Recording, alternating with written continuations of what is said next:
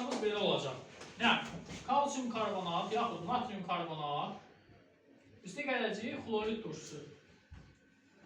Nə alınacaq? Kalsium klorid alınacaq. Kalsium klorid suda həll olanda, amma çöküntü şəkli.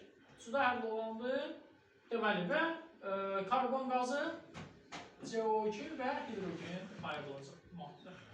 Deməli, hidrogen yox, üzrüstən, su. Deməli, biz burada karbon qazının alınması təcrübəsinə baxacağıq. Karbon qazını necə müəyyənləşdirəcəyik? Yanar çöp vasitəsilə. Yanar çöplə necə? Normalda karbon qazı yanmış çöpü söndürür. Aydındır? Bunu təcrübə eləmək üçün belə eləyə bilərik. Necə eləyə bilərik? Bir xanım qız saxla bunu. Bunu da saxla. Bu normal salafandır. Görürsünüz? Baxın. İçərisində əvvəl hava yox idi. Düzdür? Havasını tam çıxartmış. Görürsünüz? Baxın.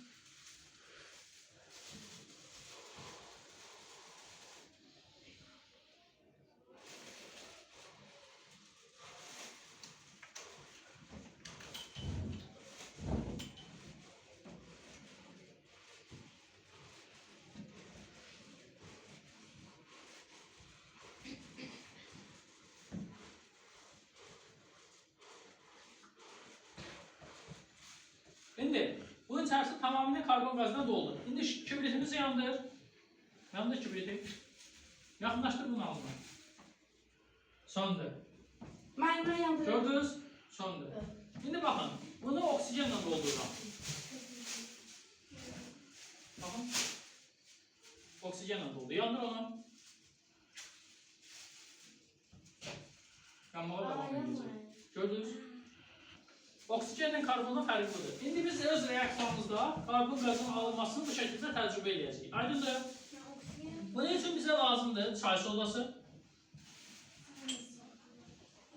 Xlorid turşusu yox idi, sirkə turşusunu aparacağıq. Spirtimiz qızdırmaq üçün istifadə edəcəyik.